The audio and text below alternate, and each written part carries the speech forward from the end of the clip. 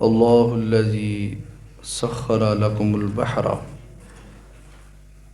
لتجری الفلک فیہ بامرہ ولتبتغوا من فضلہ ولعلکم تشکرون۔ اللہ وہ ہے جس نے تمہارے لیے سمندر کو مسخر کر دیا، تمہارے لیے سمندر کو تمہارے لیے فائدہ مند بنا دیا تاکہ اس کے حکم سے اس میں کشتیاں چلیں۔ وَلِتَبْتَغُوا، اور پھر تم کیا کرو، تم ان کشتیوں کے ذریعے جا کر اپنا رزق تلاش کرو۔ لَعَلَّكُمْ وَلَعَلَّكُمْ تَشْكُرُونَ، اور تاکہ تم شکر ادا کرو۔ قرآن مجید میں توجہ دے، قرآن مجید کے اندر کئی مقامات پر اللہ تعالیٰ نے فرمایا کہ وَهُوَ الَّذِي سَخَّرَ لَكُمُ الْفُلْكَ، تمہارے لیے کشتیوں کو مسخر کیا۔ یہاں پر فرمایا تمہارے لیے سمندر کو مسخر کر دیا۔ کشتیوں کو مسخر کرنے کا مطلب یہ ہے کہ کشتیاں چلتی ہیں تمہارے لیے، کوئی نقصان نہیں دیتی۔ سمندر کو مسخر کرنے کا مطلب یہ ہے سمندر کو اللہ نے اس انداز سے بنایا ہے کہ جس میں کشتیاں چل سکتی ہیں۔ مثلا فرض کریں اگر سمندر ہوتا سخت سطح اس کی ہوتی، اس میں کشتی چل ہی نہیں سکتی تھی، لیکن سمندر میں اللہ نے پانی کی تہہ بچھائی ہے، سمندر میں پانی کی سطح ہے جس میں کشتیاں چل سکتی ہیں۔ فرمایا دیکھو اللہ نے اتنا بڑا سمندر ہے، یہ کبھی کسی نے جا کر سمندر دیکھا ہو، اس کو پتہ ہو کہ سمندر کی نہ چوڑائی کا کوئی اندازہ ہے نہ لمبائی کا، تو نہ اس کی کوئی گہرائی کا اندازہ آج تک لگا سکا ہے۔ بس ایک اندازے ہیں کہ اتنا ہے، لیکن اس کی گہرائی کا کسی کو نہیں پتہ، نہ چوڑائی کا نہ لمبائی کا۔ ایک خوفناک اس کی شکل ہے سمندر کی، لیکن فرمایا کہ اے انسان تمہارے لیے مسخر کیا، تمہارے فائدے کے لیے بنا دیا۔ اتنا بڑا سمندر، اس میں تم چلتے ہو، تجارتیں کرتے ہو، رزق جا کر تلاش کرتے ہو، تم سلامتی کے ساتھ اپنے گھروں میں واپس بھی آ جاتے ہو۔ یہ سب تمہارے لیے اللہ نے کیا ہے تاکہ تم اللہ کا شکر ادا کرو۔ وَسَخَّرَ لَكُم مَّا فِي السَّمَاوَاتِ وَمَا فِي الْأَرْضِ جَمِيعًا مِّنْهُ، فرمایا تمہارے لیے زمین اور آسمان میں جو کچھ بھی ہے اللہ نے تمہارے تابع کر دیا۔ یہ انسان کی کتنی بڑی فضیلت ہے۔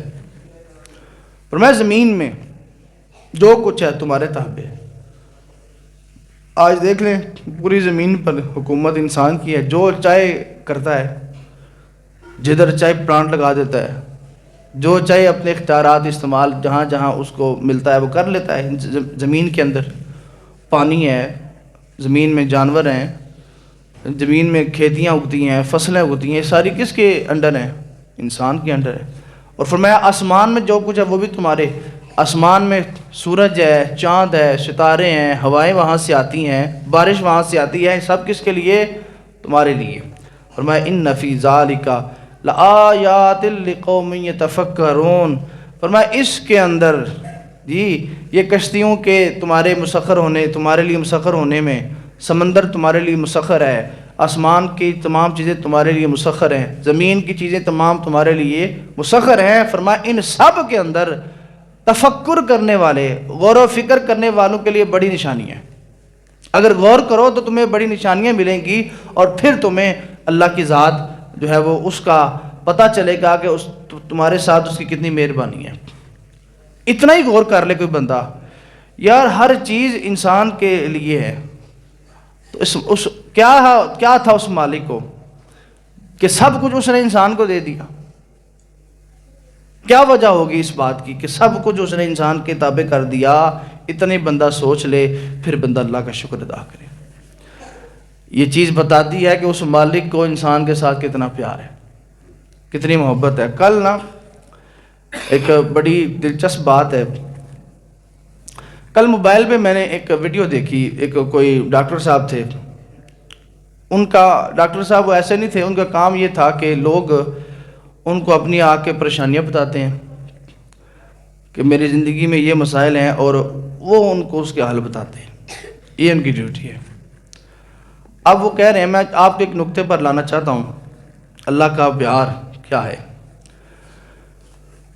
وہ کہتے ہیں جی میرے پاس ایک خاتون آئی، تقریباً ان کی 65 سال کے قریب عمر تھی، یہاں 62 سال کے قریب عمر تھی، ان کی بیٹی ساتھ تھی، بیٹی ان کو لے کے آئی تھی میرے پاس۔ ہوا یہ تھا کہ وہ 20 سال پہلے ان کے شوہر نے ان کو غصے میں آ کر طلاق دے دی، اور اس 20 سال کے عرصے میں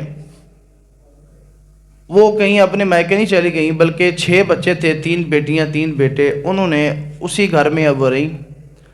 اور طلاق اس بات پہ ہوئی تھی کہ غصے میں آ کر کے شوہر نے کہا کہ میں باہر کے ملک سے جو پیسے بھیجتا تھا تو نے اس میں سے میرے بھائیوں کو کھلا دیا، میرے گھر والوں کو کھلا دیا، حالانکہ وہ کہتی ہیں کہ اس میں سے انہوں نے مکان بنایا بچوں کا، بچوں کو پڑھایا لکھایا، بچوں کی پرورش کی۔ تو خیر غصے میں آ کر اس نے طلاق دے دی 20 سال پہلے، یعنی اس وقت ان کی عمر 62 سال، 20 سال پہلے کی بات ہوگی، اس وقت بچے تھوڑے چھوٹے تھے۔ 20 سال ہو گئے، اتنا عرصہ ہو گیا اس کو باہر کے ملک سے آئے ہوئے، وہ اوپر والے پورشن میں رہتا ہے اس کا شوہر، یہ نیچے رہتی ہے۔ طلاق ہونے کے باوجود 20 سال سے یہ اس کو کھانا پکا کے دے رہی ہے، یعنی کسی کے بچے کے ہاتھ بھیج دیتی ہیں، اوپر رکھ لیتی ہے، وہ اٹھا کے لے جاتا ہے۔ اس نے کہا کہ ڈاکٹر نے کہا کہ آپ چھوڑ کیوں نہیں دیتی، آپ کو کیا ضرورت ہے کھانا پکا کر دینے کی؟ تو اس نے کہا کہ کی کراں انہاں دا پیو میرے ہاتھ تو سوا کسی دی روٹی نہیں کھاندا، کی کراں میرے بچیاں دا پیو ہے، 20 سال ہو گئے۔ اب اس نے اس ڈاکٹر کے سنانے کا مطلب یہ تھا، یہ ساری کہانی وہ کہہ رہا تھا یار کیسی وفا اس عورت نے کی ہے۔ اچھا اب یار آپ دیکھیں 20 سال ایک عورت اپنے اس شوہر کو، جو اس کا سابقہ شوہر تھا، جس نے اس کو طلاق دے دی، جس نے اس کے ساتھ برا کیا، جس نے اس کے ساتھ زیادتی کی، اور جو ہے وہ اس کو طلاق دے دی، یہ پھر بھی اس کو اس وجہ سے کھانا پکا کر دیتی ہے کہ ایک تو یہ میرے بچوں کا پھر بھی باپ ہے، اور دوسرا یہ روٹی جو ہے وہ صرف میرے ہاتھ کی کھاتا ہے۔ میں اس واقعہ سننے کے بعد میں نے سوچا کہ یار 20 سال وہ یہ کام کرے تو لوگ کہیں جی بڑی وفا اس عورت نے کی ہے، تو جو مالک ساری عمر ساری زندگی، وہ اللہ جس نے انسان کے ساتھ مہربانی کی، پیدا ہونے سے پہلے سے لے کر بڑھاپے میں مرنے تک، قبر کے بعد تک مہربانیاں کرے گا، تو اس سے زیادہ وفادار کون ہے، اس سے زیادہ مہربان کون ہے، اس مالک سے زیادہ۔ لیکن انسان یہ دنیا کی مثالیں تو لے کر کہتا جی بڑی وفا ہے، جی بڑی وفا ہے، جی بڑا سوچتا جی کیا وفا کی ہے۔ کبھی کسی نے بیٹھ کر وہ نہیں سوچا کہ اس مالک نے ہمارے ساتھ کیا وفا کی ہے، اس مالک کی ہمارے ساتھ کہ ہماری ایک ایک سانس، ہمارا ایک ایک لہو کا قطرہ، ہم ایک ایک چیز جو استعمال کرتے ہیں اس مالک نے دی ہے۔ جی اللہ کو کوئی کہہ دے کہ یا اللہ چھڑ دے اس بندے نو گناہ گار ہی، صبح شام گناہ کرتا ہے، اس کو چھوڑ دے، مالک پھر بھی کہتا ہے نہیں میرا انسان ہے، میرا بندہ ہے۔ جی میں سورے نے آکھا نا کہ کی کراں میرے ہاتھ تو سوا کسی دی کھاندا نہیں، اللہ بھی آکھا کی کراں میرے سوا کو دین والا بھی تو کوئی نہیں، میرے سوا بخشنے والا بھی تو کوئی نہیں، میرے سوا معاف کرنے والا بھی تو کوئی نہیں۔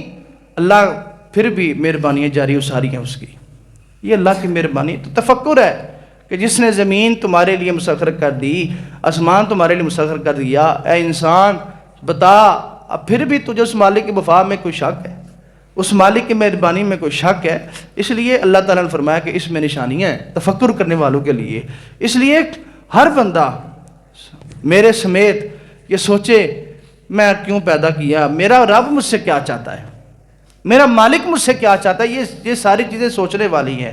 ساری عمر ہم گزار دیتے ہیں، لیکن جی وہ میاں صاحب کا شعر ہے، ہڈیاں کھڑکن گوڈے کھڑکن، جی اس طرح کا کوئی شعر ہے کہ کبا ہو گئے لک تیرا اجے بھی بدیوں باز نہ آئیوں واہ مرد لیرا، کہ انسان بوڑھا ہو جاتا ہے، عمر اس کی گزر جاتی ہے، لیکن اس کی جو نادانی ہے، اس کی جو اللہ کے ساتھ بے وفائی ہے، اس کی جو نافرمانی ہے اللہ کی بارگاہ میں، وہ ختم نہیں ہوتی، ختم ہونی چاہیے۔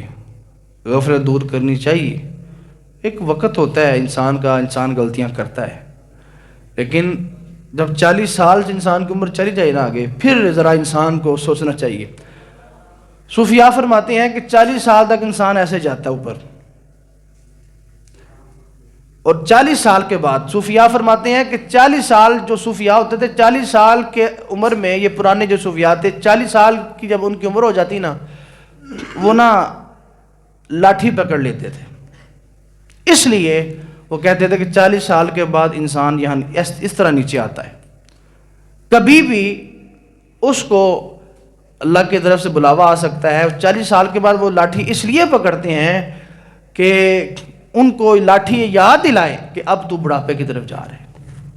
لاٹھی ان کو یاد دلائے کہ اب تو 40 سال سے اوپر کا ہو چکا ہے، اب تجھے برائی سے رک جانا چاہیے، اب تیری نمازیں نہیں چھوٹنی چاہیے، اب تیری غفلتیں نہیں ہونی چاہیے، اب تیری اللہ تعالیٰ کے ذکر سے غفلت نہیں ہونی چاہیے.